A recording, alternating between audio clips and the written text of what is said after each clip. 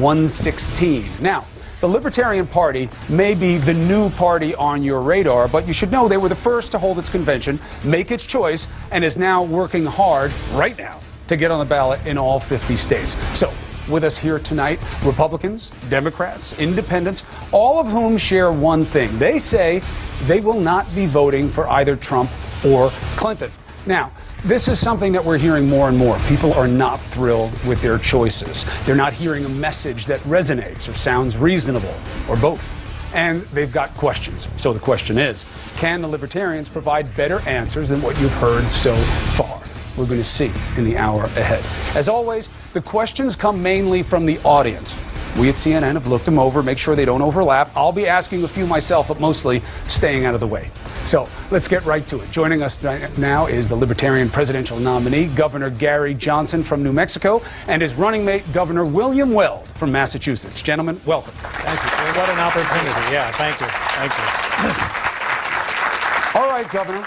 The question that we hear most often in preparation for tonight is probably going to be the easiest for you to answer. Who is Gary Johnson, and what is a libertarian?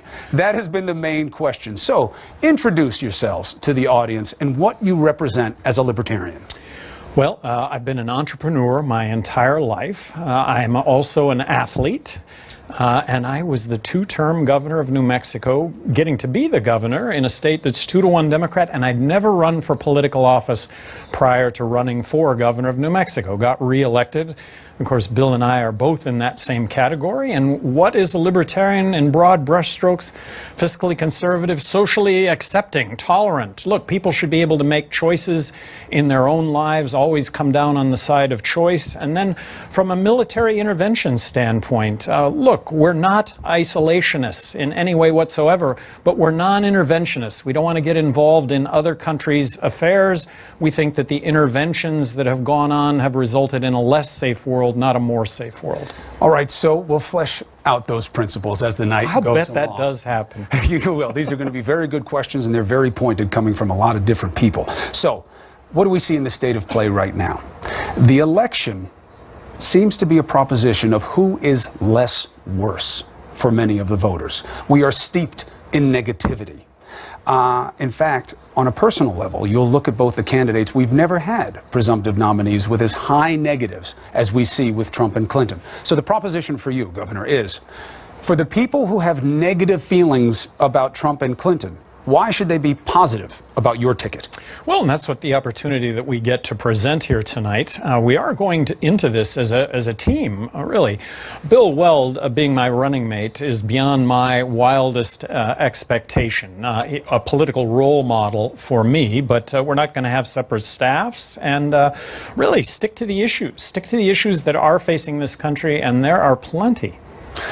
Governor Weld, Mitt Romney said, hey, you know, the Libertarians are on something here, but I would have wanted to see the ticket flipped. He said, I would have wanted to see Weld on top. Not to create any internecine strife. None whatsoever. But in terms of how you perceive your role here and why you wanted to join this ticket, going from a Republican to a Libertarian, explain. Well, I want to be an equal partner of Gary. We served together as governors, and I was governor twice of Massachusetts in the 90s, and we had kind of a mutual admiration society when we served together. Back then. Before that, I was a federal prosecutor for 7 years. So we do bring a lot of executive experience to the table, 8 years in Gary's case. Each of us, our first elective office was governor.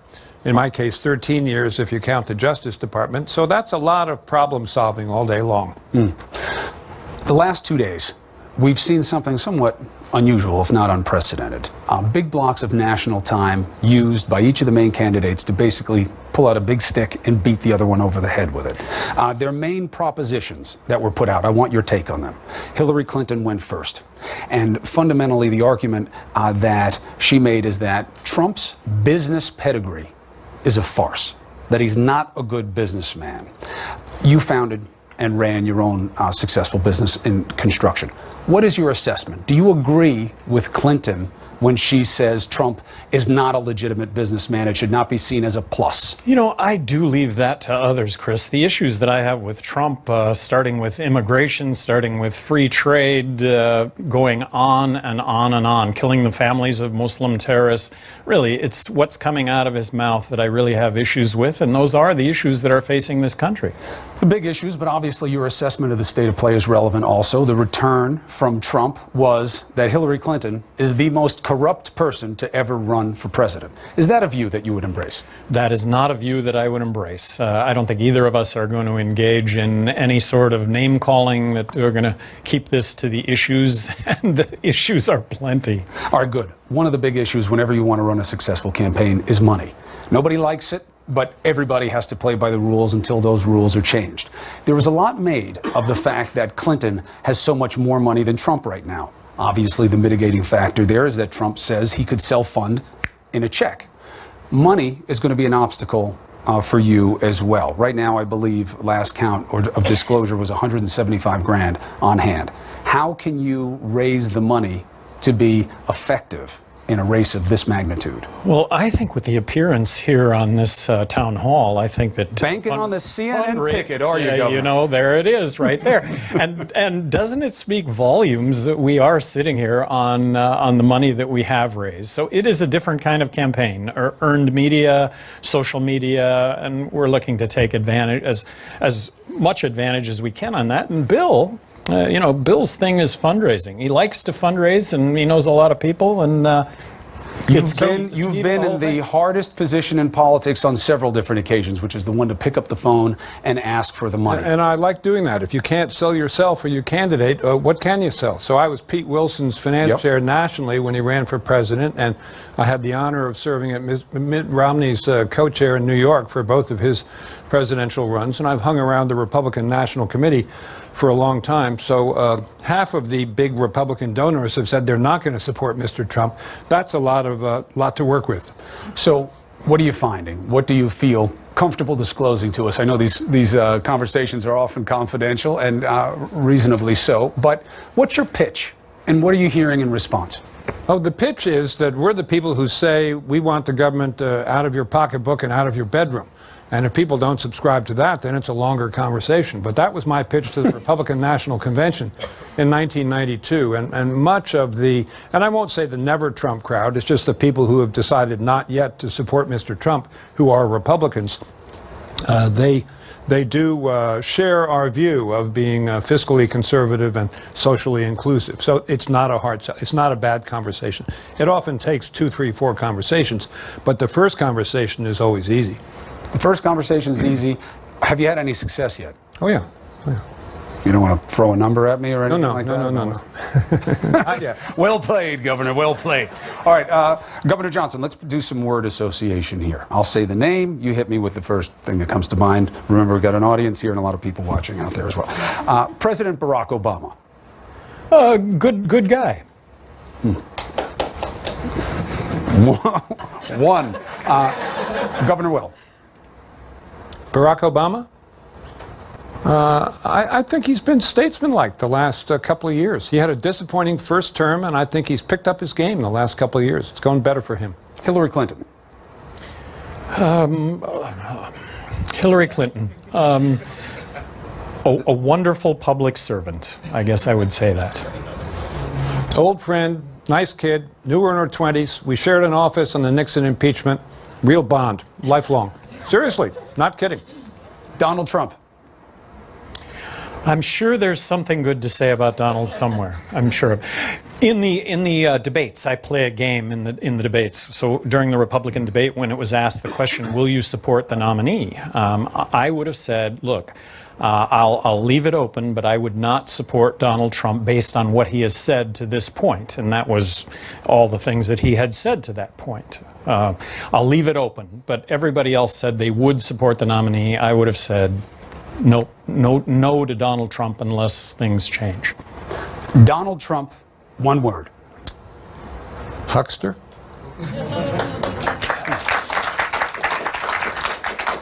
I think it's very interesting, though, until that last word. You both tried to be positive about the names that were offered. No, if you give me more words, I had a lot more behind. I only asked you one.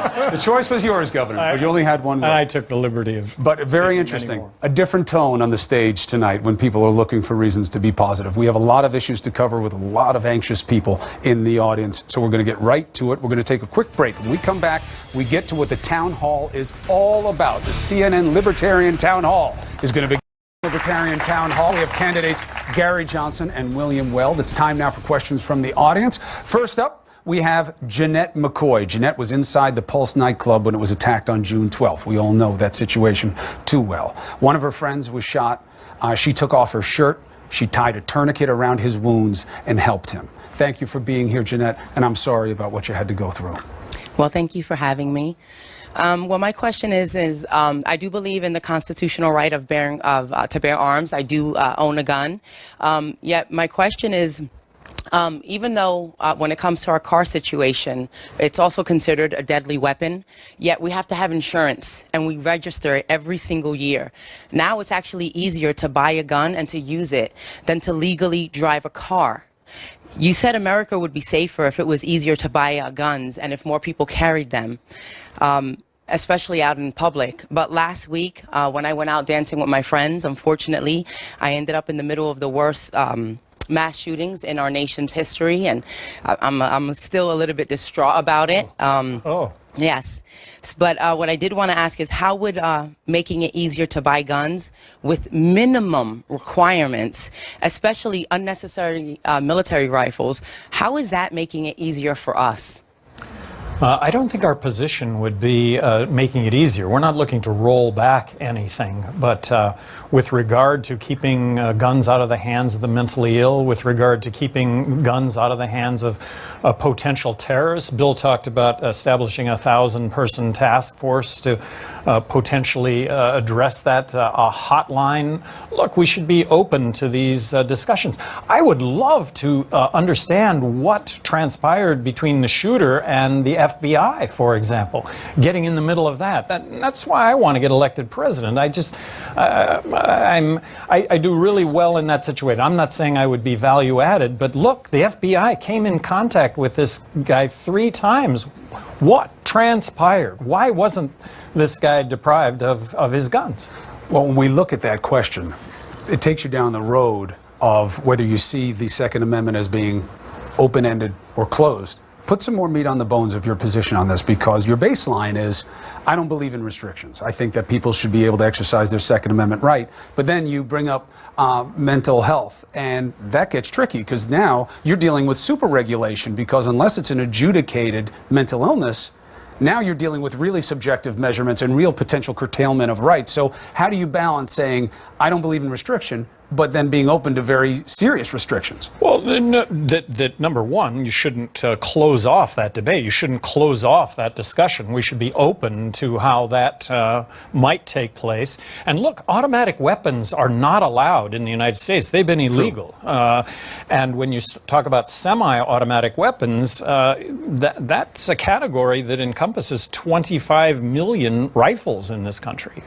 Please chime in. Because also you've said that you've evolved on this issue. When you were governor in Massachusetts, you saw gun control as being necessary. Now, so what do you mean when you say you evolved? My most relevant experience, Chris, is my 7 years in the Justice Department, and I was an organized crime prosecutor, and I saw the way Rudy Giuliani, myself, others took out the whole top 3 echelons of organized crime in the 1980s. It's by having a central place where you collect all the intelligence, you build a case bit by bit, and then you go after the whole enchilada. And I think we should do the same with a 1,000-person FBI task force treating ISIS as a gigantic organized crime family, which is exactly what it is. And you have them add the probable cause bit by bit, just like the Justice Department does. Jim Comey, the head of the FBI, was practically a national hero when he was Deputy Attorney General, together with my deputy in the Justice Department, Bob Mueller, who was head of the FBI for 12 years. These people know how to do this. Task forces like the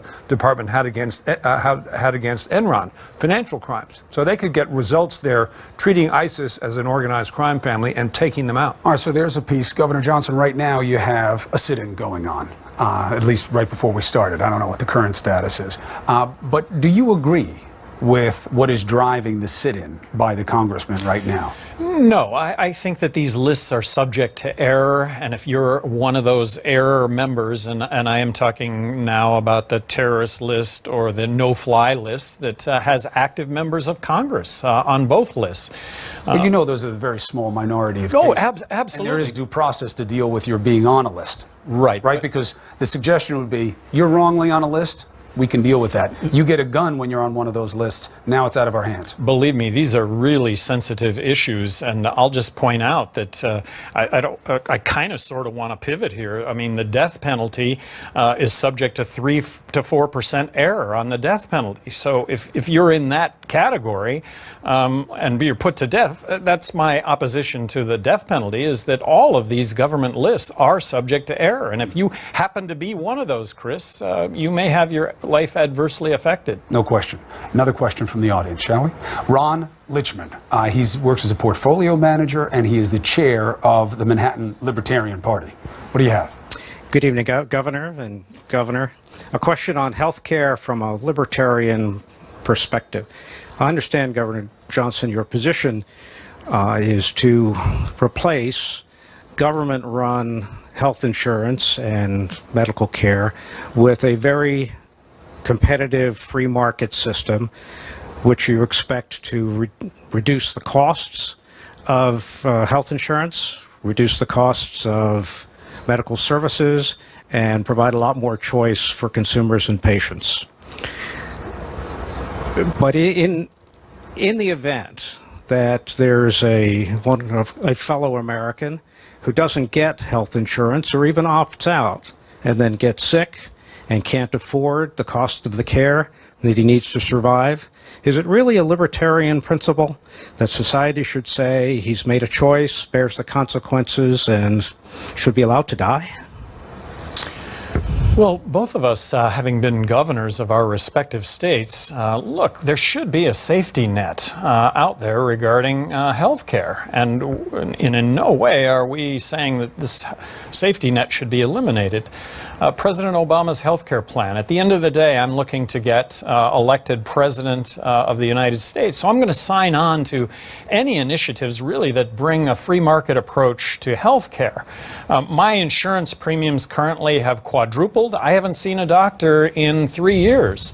I'm agreeing with Chief Justice Roberts that it is a tax, and bringing free market approach to health care. We would not have insurance to cover ourselves for ongoing medical need. We would have insurance to cover ourselves for catastrophic injury and illness. And if we could bring genuine competition to health care would be 1/5 the cost of what it is right now. You would have Stitches R Us. You would have advertised pricing with outcomes that you'd see published outcomes. Something that right now, when any of us go to the doctor, we have no idea what it's going to cost. We have no idea what the outcome is going to be. We get a bill. We know that nobody is going to actually pay the amount of money that's on that bill. Well, if there were a free market for health care, I think you'd see dramatic savings. And it's all about savings. Look, it's all about savings. It's all about more effective delivery of health care. Earlier today, House Speaker Paul Ryan unveiled the Republican plan to repeal and replace Obamacare. What would you do with Obamacare? Well, looking to get elected president and vice president, and as a team, hey, we're gonna take a look at this legislation, and if it accomplishes the notion of lower costs and as good or better health care, count on the signature. So is Obamacare out, or is it in and modified? What is it? I'm going to assume that Republican proposals accomplish that. If the proposals don't accomplish that, then I'm not on board. Another question. Emily Laser, she works in international development, is leaning toward voting for you, Governor Johnson. Emily.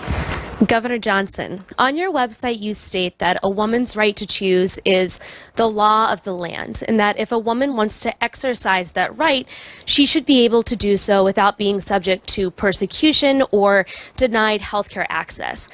However, states like Texas continuously put laws in place that restrict abortion services as well as clinics.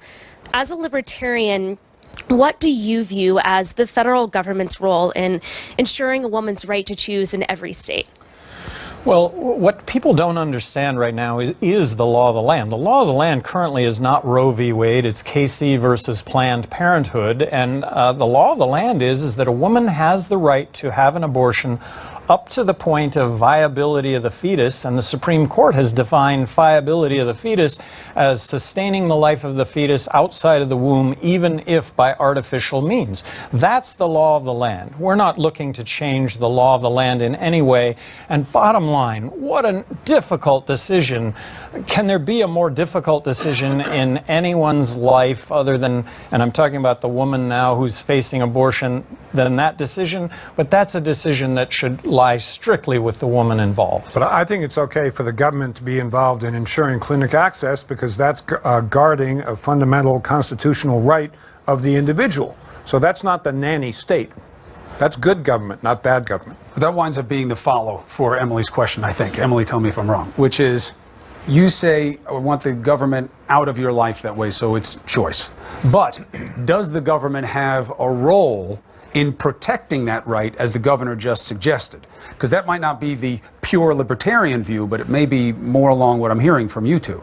Does the government have a role in protecting the right to choose that you say you hold inviolate? Well, back to the law of the land, perhaps, Bill, you can take off on that a little bit, but the law of the land, I stated it, and we're not looking to change the law of the land, and fundamentally, look, a woman's right to choose, and Planned Parenthood, I think Republicans, really, they alienate a lot of people when they talk about defunding Planned Parenthood.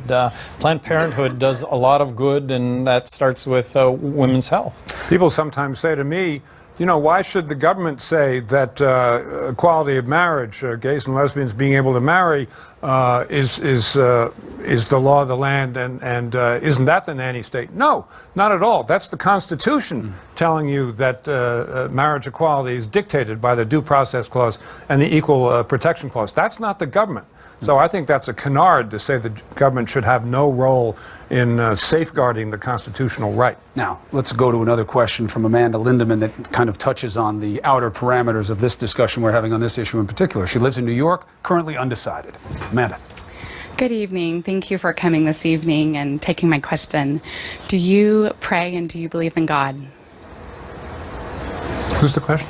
I have to admit to praying once in a while, and yes, I do believe in God. Governor? Same on both. Same on both. Thank you. What do you want people to know about you in terms of religion? One, I mean, is the answer it's none of your business, or do you go to church? Do you ascribe to a particular religious philosophy? I was raised a Christian. I do not attend church, and if there's one thing that I've taken away from Christianity, do unto others as you would have others do unto you. Why don't you go to church? I don't. I ask you as a suffering Catholic. You know what I mean? The question just comes up. I'm one of those that just the God that I speak to is not doesn't have a particular religion. Another question, shall we? Paul Jost. Paul's a real estate investor from Miami Beach. He's a lifelong Republican, but he will not support Donald Trump, he says, and he's leaning towards supporting you gentlemen. Sir. Thank you. Governors, the presumptive Republican nominee has said that he wants to build a big, huge, very expensive wall on our border with Mexico. He also wants to deport 11 million undocumented residents. Do you agree with this plan? And if not, what do you plan to do to defuse this very emotional situation? Well, I find both of his statements just incendiary, and I am speaking as a border state governor. The deportation of 11 million illegal immigrants is really based in misinformation. Building a fence across the border borders on insanity. We should make it as easy as possible for somebody that wants to come into this country and work to be able to get a work visa. I'm not talking about a green card, I'm not talking about a citizenship, but a work visa that should entail a background check and a social security card so that applicable taxes get paid. They are not taking jobs that U.S. citizens want. They're hard-working individuals. The reason for the 11 million illegal immigrants is because there are jobs that exist in this country and they can't get across the border legally, so they cross illegally. And that's not the limit of the really unreasonable foreign policy proposals by the presumptive Republican nominee. The notion of having Japan and South Korea have access to nuclear weapons is crazy in a world where nuclear proliferation is the #1 threat to the security of the world. The notion that he's going to impose huge penalties on Mexico and China at will violates our obligations under treaties and international agreements like the World Trade Organization. You cannot be president of the United States and talk like that. You cannot even be a candidate for president of the United States and talk like that. And let me for a second, how's the deportation of 11 million illegal immigrants going to work in my home state, New Mexico, where the population is 48% Hispanic? Is this going to be a knock on the, well, it's going to amount to a knock on the door by the federal government. They come to my door, oh, gee, you're the former governor. I guess we won't search your house, but the next door they go to is statistically going to be Hispanic, and they're going to have to be papers produced, and I'm just telling you, this is incendiary. Governor, you've gone beyond incendiary. You've gone beyond bad politics. You recently likened Trump's immigration policies to what happened in Nazi Germany. Sure did. Why? I think that the Republican presumptive nominee has succeeded in tapping into the very worst political traditions of the United States and other countries. The amount of fear engendered of in Europe with the knock at the door that Governor Johnson mentions, and Frank hiding in the attic, hoping no noise will alert the Nazis below, they're directly analogous. To liken it to genocide? I mean, you know, this is an ugly scenario. There's no question about it. It's the roundup that he has proposed, the rounding up and deportation of 11 million people. I mean, that's a lot of people, and that's going to engender a lot of fear, pit citizens and non-citizens against the government, breed disrespect for authority. I just think it's not a realistic prescription whatsoever. So how do you balance? Back to the work visas. Look, if you're in the country illegally, there are 11 million illegal immigrants. Come on in, get your work visa. As long as you've been law-abiding, we'll give you the work visa.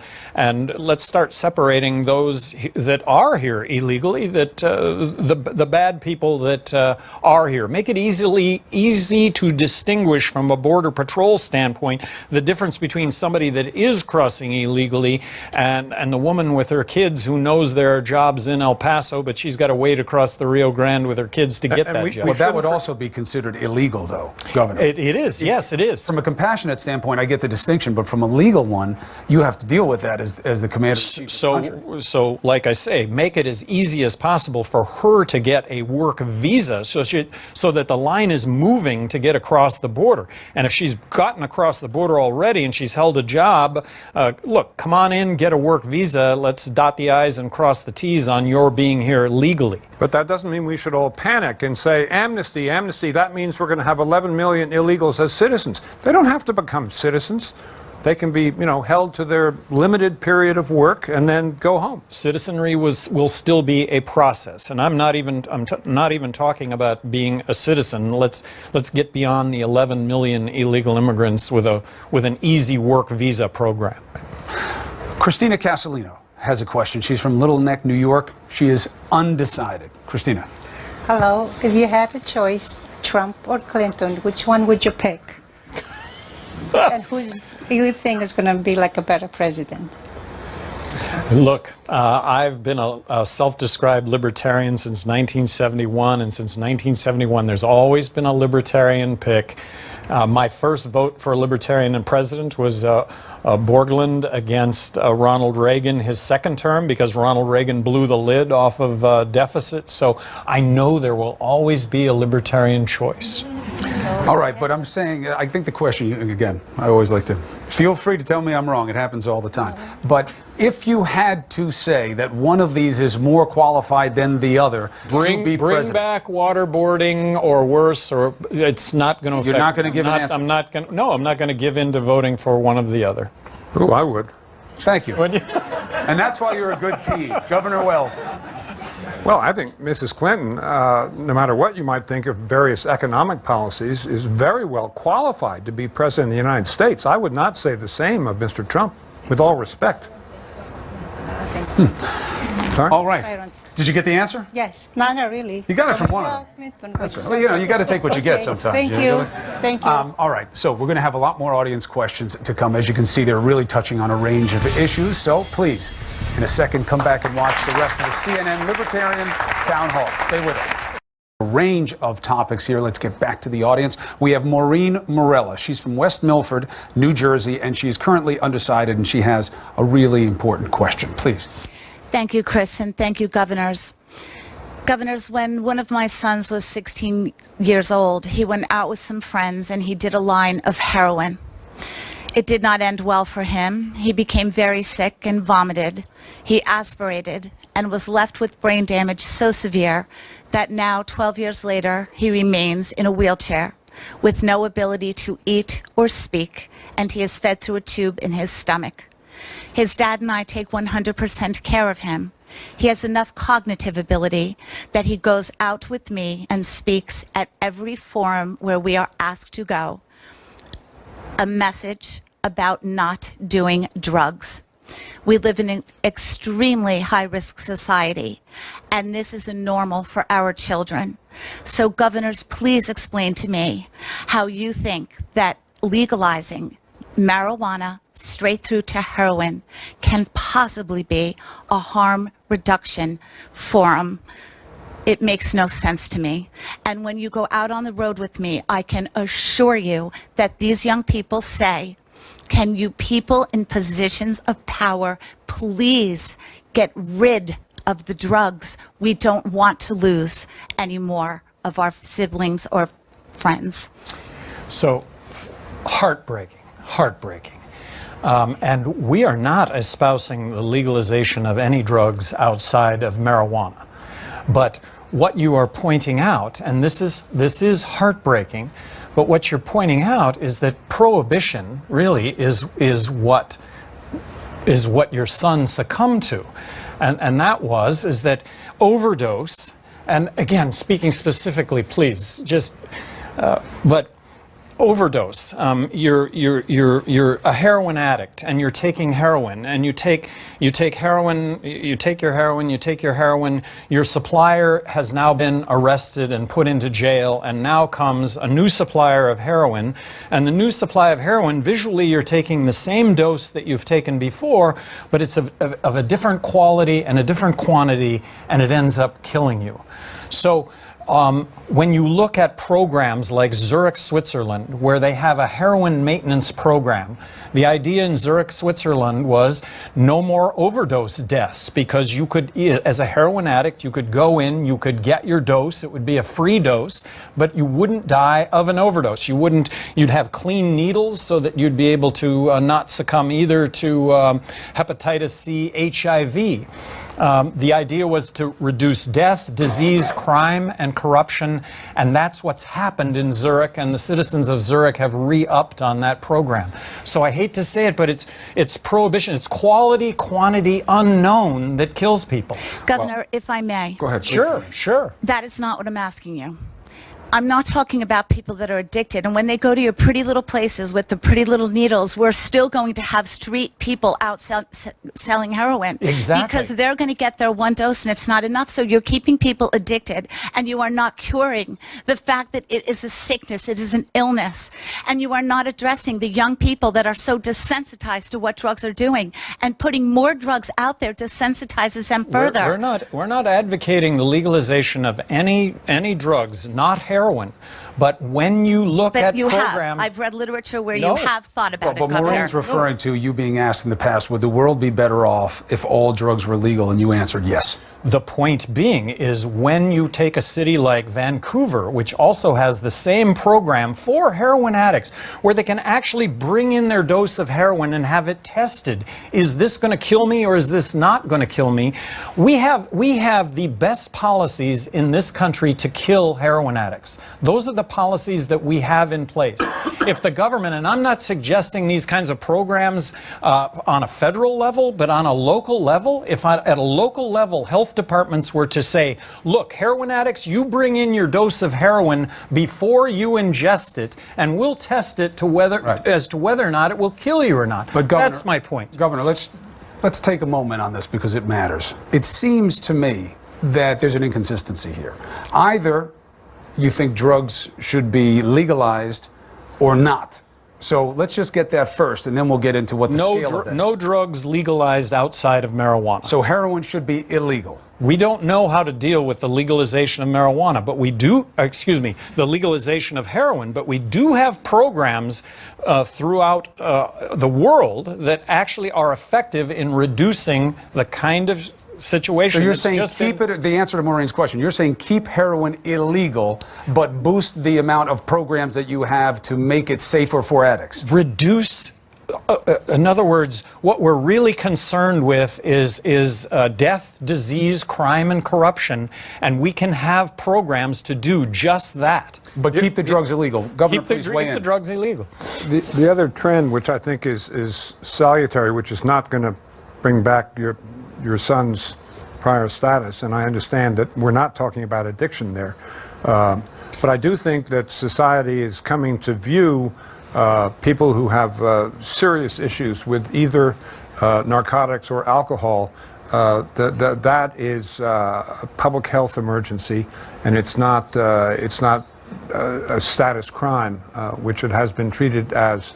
Again, this is not your son's case, but there's some movement away from incarcerating people for possessory narcotics offenses and treating that as a public health issue. In Massachusetts, for example, women who have substance abuse cases are no longer taken to a criminal prison. They're taken to civil commitment facilities. And that's part of, I think, lessening the pressure all around drugs, which is part of what Gary's talking about in getting them out of the shadows. Needle exchange programs in states that reduce HIV and hepatitis C. Very controversial, but the bottom line is that it saves lives. Boy, I came out for those when I was governor, and did I get murdered?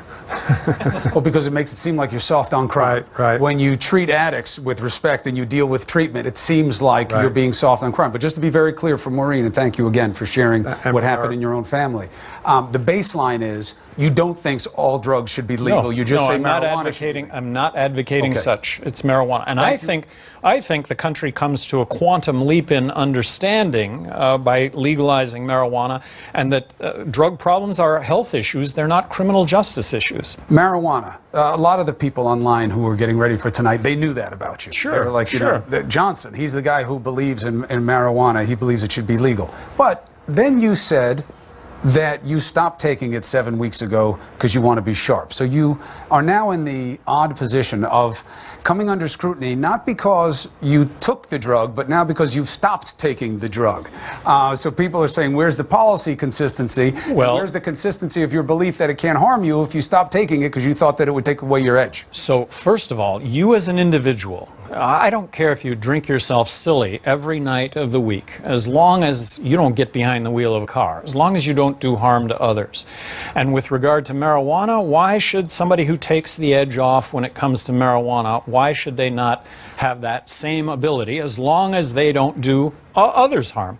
I haven't had a drink of alcohol in 29 years. My whole life is about health and wellness. And because I stopped using marijuana, look, I've gone years without consuming sugar or caffeine. I have the ability to do that. I made a personal decision. I don't want to in any way disparage someone who does use marijuana or does use alcohol and finds benefit from that. So like I say, this is my own life. These are the decisions I've made. I don't want to make a value judgment here on others. I think others should be entitled to live their lives as they see fit. And this is a real libertarian principle here. Look, when it comes to choices in your own life, you should be able to make those choices as long as you're not doing harm to others. Let's go to Jeremiah Wegner. He's a student at Columbia University. He says he's leaning towards supporting you, Governor Johnson, unless a Republican somehow replaces Trump at the convention.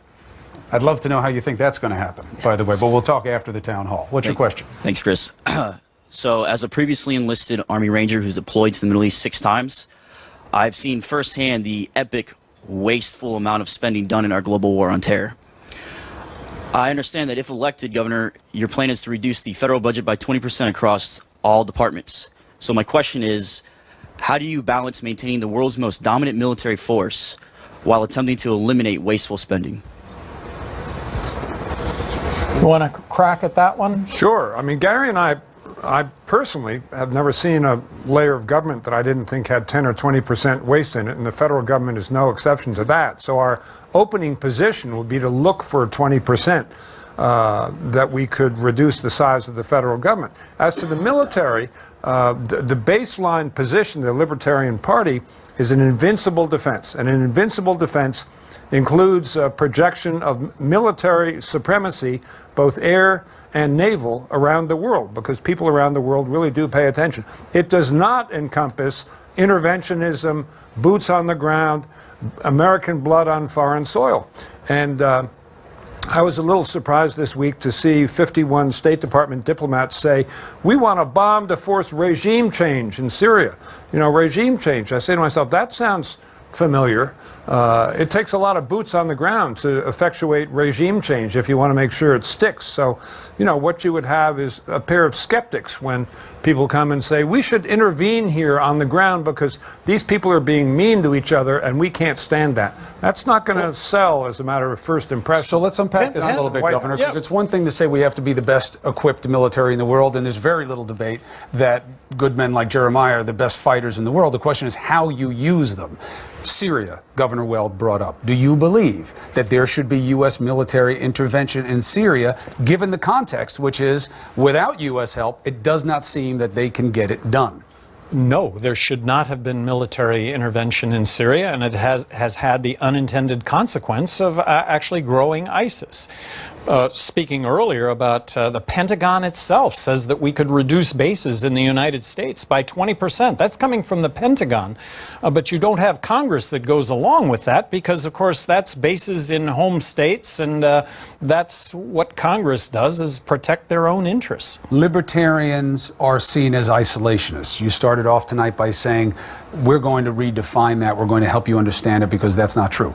But where do you then see a role for U.S. military in the world on all the various theaters right now where we're involved? If we are attacked, we're going to attack back. And you can certainly argue that we have been attacked by ISIS, but let's involve Congress also in this process, something that Congress has abdicated to the president and to the military, and that we do find ourselves in these conflicts without an open debate and discussion on how we should move forward. But if we're obligated to defend borders in other countries that have not been negotiated through Congress either. Understood, but just one follow on that.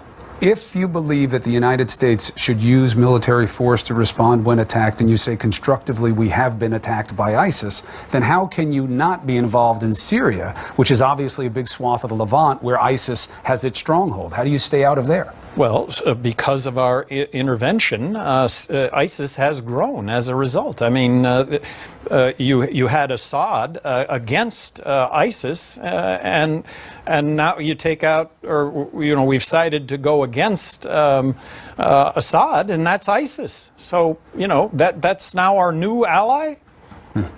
Governors, let's take a quick break. When we come back, we're going to have more questions from the audience. Welcome back to the CNN Libertarian Townhall. We have candidates Gary Johnson and William Weld. We have another question from the audience. Kuram Dara. He's an attorney and a writer. He's a registered Republican, but he says he's open to a third-party candidate. Is that still true at this point in the evening? That is still true. Good to know. What's the question? Good evening, Governor Johnson, Governor Weld. Given the uphill battle you face as a third-party candidate, what assurances can you give to undecided voters, or what steps are you taking to ensure that your campaign isn't just a spoiler campaign, but is in fact a campaign that can be competitive and that can actually have a chance at winning in the fall? Well, we would not be doing this if there weren't the opportunity to win, but the only opportunity to win is to actually be in the presidential debates, Super Bowl of politics. To do that, we've got to be at 15% in the polls. To be at 15% in the polls, you've got to be in the polls. And right now, we see it day after day after day where really it's two candidates running for president. Occasionally, they throw in our names, and really it's showing at a level that if it were three names all the time, I think unquestionably we'd be at that 15% level and provide another voice at the table. And this is the opportunity tonight, of course, to tell you what that voice is. And once we get into debates, which may be the harder of the two leaps, the other leap is to persuade people that we're the lead alternative, because we reject the extremes of both parties. And that duopoly down there in Washington is not getting a lot done. It's almost like the parties exist more for the purpose of slandering each other than they do for having constructive approaches to legislation. And I think that's why people are a little bit, or more than a little bit, fed up with the two parties. So I'm not sure I see a lot of original thought coming out of either party, and we like to think that we're going to be the third way, which is the most creative way. CNN has you guys at 9% in the most recent poll. Jill Stein for the Green Party at 7%, so you got a cumulative 16%. The question becomes, well, what is your impact if you don't win? Now, Governor Weld, you said earlier this evening that you believe Hillary Clinton is qualified to be president. You do not believe Donald Trump is qualified to be president. If you were to see, Governor Johnson, because you were not as open in your disclosures about how you feel about the particular candidates, if it were to come to bear fruit that you saw that you were hurting Clinton or you were hurting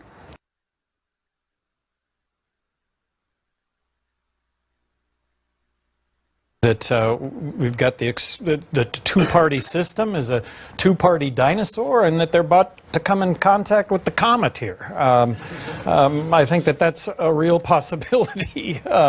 Look, there are extremes on both sides, and I think most Americans are libertarian. It's just that they don't know it, and this is an opportunity tonight to describe that. Jim Tassone joins us now. He has a question. He's a management consultant from New Jersey. He's the vice chair of the New Jersey Libertarian Party. He says he's supporting you, Governor Johnson. Jim. Good evening, governors.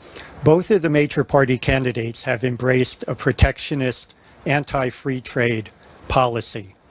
Tell us why supporting free trade benefits American businesses and American consumers. Well, free trade does benefit. I think that unfairly, free trade has come under criticism for being crony capitalism. Look, we're anti-crony capitalism. So much of legislation that gets passed, so much of what goes on under the guise of free trade really is crony capitalism. The fact that favoritism is for sale when it comes to government, and Congress sells it. Government can level the playing field for everyone, and saw that as governor of New Mexico. I had the best record of jobs in the 2012 presidential race, something that they brought out. I think I was responsible for leveling that playing field, something that we both understand and can accomplish, and that level playing field really is free trade. But in the purest sense, free trade is always going to benefit the United States compared to other countries, because we have the highest rate of productivity and we're the most technologically advanced country in the world. So we're always going to have that edge, and free trade is going to produce high wage jobs in the United States. You know, it's an imperative to get the wage level up in this country, and that's one of the things that's going to do it. You may lose at the margin some low wage job, but free trade over the long haul, even the intermediate haul, is going to increase the wage level in the United States. And the notion that Mr. Trump has of let's impose these huge unilateral tariffs, we tried that with the Smoot-Hawley tariff in the 1920s, and it croaked the world economy. Everybody is saying jobs, jobs, jobs in the election right now. Nobody is saying how. When you say that, because look, trade goes away as an issue of a problem if you're generating good jobs at home. You just said that. How do you generate good jobs in the United States? Well, as President of the United States, looking to get elected President of the United States, count on me to sign on tax policy that would reduce or simplify taxes in this country. But if I could wave a magic wand, I would eliminate income tax, I would eliminate corporate tax, I would abolish the IRS, and I would replace it all with one federal consumption tax. If we have zero corporate tax in this country, I believe that tens of millions of jobs will get created in this country for no other reason. Why would you start up, grow a business anywhere but the United States, given a zero corporate tax rate? And what do you replace all that with? Like I say, you replace it with a one federal consumption tax. I suggest that everybody look at the fair tax as a way to dot the I's and cross the T's on how you would accomplish one federal consumption tax. That's up for grabs, whether it's the exact percentages or exactly the way that the fair tax proposal does that, but it is laid out very specifically. But the devil's a little bit in the details, Governor, if you want to address this part of it. The big problem with doing what you're doing is you wind up cutting the amount of revenues that government has to work No, on. actually, it's revenue neutral. The whole proposal. That's not so, according to economists, that's not so easy to achieve. Well, maybe not. Because you're doing, but why? Just to give you the context, why? If you say the fair tax number that's usually thrown out is 28%, this would be your consumption tax. So you're automatically reducing the 39% from the top level down. That creates an issue about how you want to distribute the tax burden. You're getting a little too into the weeds. You think here. so? Yeah, but I think it matters to people because the idea can sound really good, one tax. Exactly. But you're also cutting your revenues in half, so how's your government provide the services? No, you're talking about a consumption tax that would have, and I think we're getting too in the weeds here. The bottom line is that we're going to look to make this revenue neutral. And if it needs to be tweaked, look, this is an open debate and discussion that we as Americans need to have. Look, imagine life in this country without the IRS. Greatly simplified. The more money you make, the more money you consume. The more things you consume. I don't think you have to go so far as to abolishing the IRS. I think if you give people the sense that taxes are only going to go down, they may not go down a lot, but they're not going to go up. And that's something both Gary and I did. He cut taxes 14 times, never raised them. I cut taxes 21 times, never raised them. The result was, in my case, that when I took office, it was a recession, 1991. We had the highest unemployment rate of all 11 industrialized states. At the end of my first term, we had the lowest because businesses had the confidence, employers, to build that plant next door. So, in terms of industrial policy, I may not be a 0, but I'm a 4. I think you can make it possible for the winners to win where you have an advantage. In my case, biotech, telecom, software, we grew those industries in Massachusetts by paying attention to them. And the same could happen at the federal level. Let's bring in Molly Smith. She's a student. And if you adopted one federal consumption tax, guess what? If you did away with the IRS, 80% of Washington lobbyists would go away because that's why they're there, to garner special tax favor. Molly Smith, student at NYU, hasn't decided who she's going to vote for yet, has a question. Hi. Similarly to Donald Trump's recent identification as a Republican, you both have only recently formally identified yourselves as libertarian. Can you tell us what you have done specifically while you've been in office that has been consistent with libertarian ideals? I'd like to think that it was everything in office, being fiscally conservative, over the top, and always standing up for choice, always coming down on the side of choice. Can you be more specific? Well, I maybe was more outspoken than any governor in the country regarding school choice. Really, I think that we should bring competition to public education.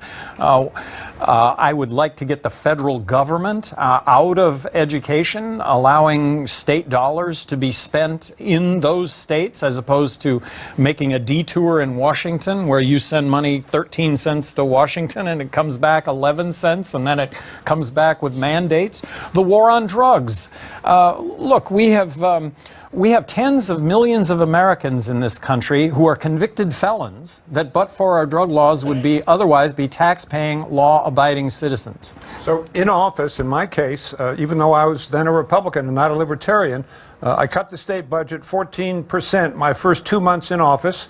I was voted the most fiscally conservative governor in the United States by the Wall Street Journal in 1992. A couple years later, Gary Johnson was voted that. Of course, I had left office by then. that. But and I was, you know, way out there by myself on gay and lesbian rights, starting my first month in office in January 1991. And for 10 years, no one followed suit. I appointed the woman who wrote the decision holding equality of marriage is constitutionally compelled, which led to the Supreme Court case holding that. I was a leader on the pro-choice movement as well. So almost all of my actions in office foreshadowed my eventual formal libertarian status.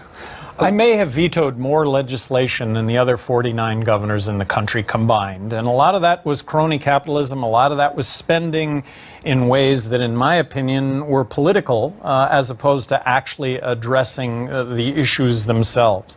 Government is for sale. I think my 2 terms as governor of New Mexico really just kicked crony capitalism, kicked corruption completely out the door. Let's bring in Ahmad Green. He's from New Jersey, currently undecided. Ahmad?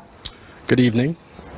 My question is, it has been repeatedly stated by numerous libertarian candidates in the media that they respect but do not endorse the Black Lives Matter movement. Others have said that they do not support the movement for Black Lives entirely. Where do you stand on supporting, protecting, and upholding the human and civil rights of Black people and people of African descent in the United States and across the diaspora? Thank you. If I could, again, this may not be Republican dogma, but what I did very early on in my administration was to establish an African Caribbean American Commission, meet with them once a month myself, not a cabinet secretary. All your concerns, anything we can do specifically. Same for Asian Americans, same for Hispanic Americans. Met regularly with Muslim and Arab community. My wife read from the Quran in Arabic to them. So, you know, I received the Golden Door Award for, you know, friendliness to various diasporas who were resident in our state. So that comes very naturally to me. I'm a pluralist. I think the essence of democracy is that the individual shall not be thrust in a corner. If there are members of groups who, by virtue of their membership in that group, are being thrust in a corner, that's when my blood temperature really starts to rise. Governor, how do you speak to this issue from this perspective of Ahmad's context, which is that libertarians haven't traditionally embraced the Black Lives Matter movement? Would you, and why? Yes, well, I do, and I'll come back to the drug war. If you're of color, there's a 4 times more likelihood that you'll end up behind bars than if you're not of color. And I think so much of shoot first has its roots in the drug war. Knock the door down and shoot. So, please continue, please. Well, it's huge, and we'd like to bring an end to the drug war, and by that, treat the issue as a health issue, not a criminal justice issue. Last question. Alex Zacharias, he's from Palm Beach, Florida, and he has not decided yet who he's voting for. What's your question? Governor, in your opinion, what do you feel is the greatest challenge facing our country's next president? I think it is the fact that government tries to accomplish too much, and in doing that, it taxes too much. And so we have some real issues with entitlements that, look, nobody is addressing the fact that that there does need to be reform to Social Security, there does need to be reform to Medicaid and Medicare, and that's not to say that we're not going to provide safety nets and provide the services that people do need. But look, if we're going to bury our heads in the sand over these issues, that's not what we're about. There's a truth here. These issues have to be addressed. It's an economic catastrophe, and we'll address them. Do you have a plan for what to do with entitlements, Social Security? Absolutely, absolutely. Well, looking at Social Security, you know, there are reforms to Social Security that need to take place. One would be raising the retirement age. Another would be to 75, you've suggested. Do you think you could get that done? Well, I'm not giving a number here. This is something that Congress is going to have to come up with. Let's remember that when Social Security was adopted, that nobody lived to the age of 55 was the average age of an American, and nobody was going to even live to collect it in the first place. If I could answer that question in one sentence, I think the paramount duty of the next administration is to bring the country together. I think people's teeth are set on edge against each other as groups. A lot of the reason is Republican versus Democrat, gridlock in Washington, hyper gerrymandering, and I think the next president has to rise above that, as did President Eisenhower, President Reagan, make us all feel good about being Americans. And I hope... Please. I hope it's obvious. Look, we're proposing to do this as a team. We're not going to have separate staffs. That divides the two of us, and it's two for the price of one. Well, it's two for the price of two, but even that is a bargain in today's politics. Spoken as a politician there on that one. It's a credit to you here tonight in the audience. You've covered over a dozen of the issues that matter most to the American people right now. For the purposes of introduction, a couple quick personal questions as well. This is the first time, Governor, we've been together and you have shoes on. You almost always have sneakers. I've always had sneakers on, and I just, you know, everybody in my campaign is just, don't blow it with the shoes. Not me. I didn't say anything. Bill didn't say anything. But it's a nod to the fact that you're not just like an athlete in the gym. You have achieved things athletically that most people wouldn't even want to consider. What have you done and why have you done it? Well, what I've done is I've put one foot in front of the other, Chris. Yeah, but like 100 miles at a time. I'm saying tell the people what it is that you do. You're not like jogging around the block with your dog. Well, I've had the good fortune to climb the highest mountain on each of the 7 continents. I've probably competed in 300 athletic events, and some of them have been real monsters. I've competed in Hawaii Ironman 4 times. I have run 100 miles. Was talking earlier about doing the Grand Canyon rim to rim to rim. Hardest thing you've ever done? Hardest thing I have ever done. It was bicycling 600 miles in 36 hours. Well, you know that you're a real athlete when the hardest thing you've ever done is not running for president of the United States. That's how you know when you're really into your sports. Governor Weld, a lot of people will probably know that you were a 2-term governor in Massachusetts, but you're also a novelist. If you were, you couldn't, even you as a novelist couldn't make up what we're living through in this election right now. Not this year. That's my suggestion. Nobody would buy it. If you were writing it, what would you title the novel about the 2016 election? Oh, boy. I don't know. Monkey business? That might be taken. All right, let's take a quick. I want to thank you both, first of all, for being here. Chris. Again, 12 major issues were covered tonight. Give yourselves a round of applause for bringing us together. Governor, thank you very much. Thank you. Great job. I hope you recognize the opportunity and enjoyed taking it tonight. I know it was a pleasure for us here at CNN. And, of course, everybody in the audience and at home as well. That's what makes these events special and useful. So thanks for all of you watching. CNN Tonight with Don Lemon is going to